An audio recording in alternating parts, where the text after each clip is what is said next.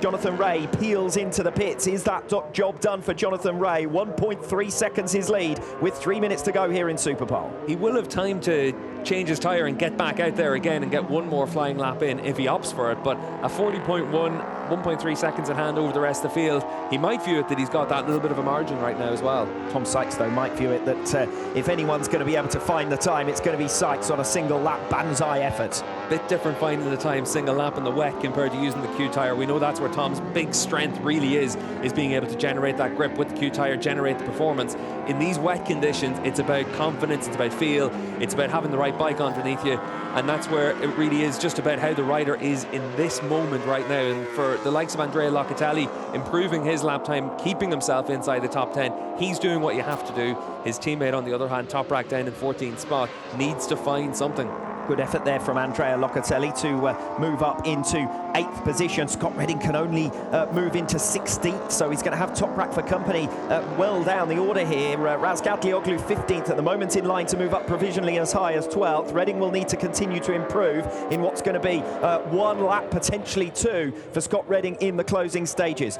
Job well done at the moment at the half lap distance for Michael van der Mark, who's in line to trouble the front row starters provisionally, and Tom Sykes with a brilliant first sector. So both BMWs going strongly with 1.5 minutes to go in Superpole. Yeah, and certainly for van der Mark, you can see here he's just trying to push on to move up from provisionally on the second row of the grid, wants to get himself onto the front row. The gap between Jonathan Rea and Alex Lowes at the front of the field is 1.3 seconds, and van der Mark certainly at the halfway stage looks like he's given himself a really good chance of moving himself up there. Razgatlioglu will meet the line first, can't quite move inside the top 10 positions. It's only 11th for Toprak. Michael van der Mark, 12th place, his best Superpole result of 2021 so far. He's finished 4 of his 5 Superpoles around this circuit outside of the top 10. Never been the best of qualifiers, but looking good for his best Superpole effort of this season so far. Crosses the line, and it's P2 for Michael van der Mark, and he's the first rider to bridge that gap to Jonathan Rea that's now down to less than a second. It's Rea, van der Mark and Lowes provisionally on the front row.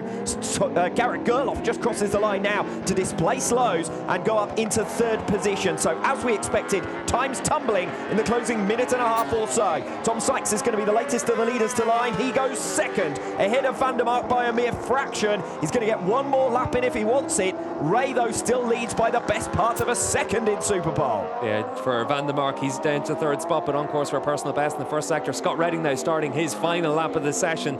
He's 2.8 seconds off the pace. He's down on the 4th row of the grid right now, and he needs to make that step forward. Tom Sykes, though, is making that step forward. Watch out for Rinaldi here as well. He goes from 13th to 7th, so Michael Ruben Rinaldi moving up through the order. Just noticed that Chaz Davies has run wide and off the circuit at the penultimate hairpin, so Davies' lap is going to go for broke here. He's going to see the checkered flag on a slower lap, so Davies will not improve now from 8th position. He's got Myas and Locatelli behind him for company. Myas is losing ground in the 2nd sector. Several riders on to improve on their final lap. Jonathan Rea is going for his flying lap now. The checkered flag has fallen. Rea will complete the lap he's on. He's a 10th of a second up at the halfway mark. Tom Sykes is a 10th of a second down at the halfway mark. Look at Michael van der Mark, though. 1 final sector for him to go. Could he be a rare pole sitter? The Dutchman has never been the best of qualifiers. He's only got 1 previous pole position to his name from Thailand in 2016. He rounds the final turn to see the checkered flag. Michael van der Mark, the Dutchman, 3rd in the standings at present. Has he got the job done in the final sector?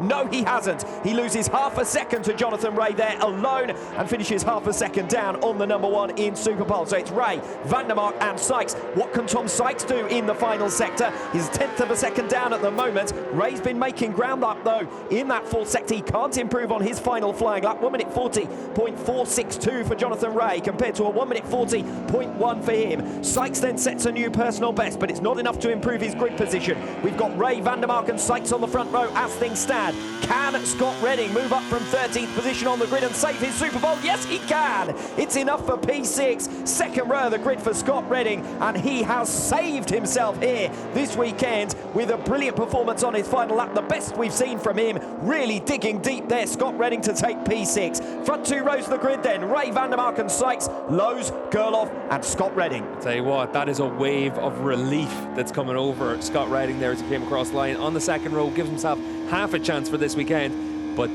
certainly all the way through that session, it was a struggle for the Ducati riders. Leon Haslam, despite his crash, still qualifies in 7th spot and ahead of his teammate Alvaro Bautista. But the BMWs look very strong. Alex Lowe's put in a fast lap right at the end of the session just to pip Garrett Gerloff. So those leading positions all look like they're going to be good contenders, especially if it stays wet. Missed opportunity though for Leon Haslam, 4 times a front row starter in 10 previous Superpoles around this circuit, only 7th position, despite the fact that we saw he had the pace to go with the front runners this morning in free practice 3. He'll be disappointed with that, with the crash, but certainly his potential looks quite good here in the wet conditions. We know that Haslam knows Donington Park like the back of his hand. We know he's going to be strong here pretty much on any bike, but he certainly would have thought that he would have had a chance of being able to find a little something, and he only needed a few tenths of a second and he would have been ahead of Scott Redding. Probably would have found that if he had been able to have another couple of flying laps. Yes, you fancy that Leon Haslam would have finished further up towards the front had he been able to avoid that late incident, but that's all if, buts and maybes. And anyway, the comparison with Alvaro Bautista is pretty flattering. Bautista all the way down in 16th position.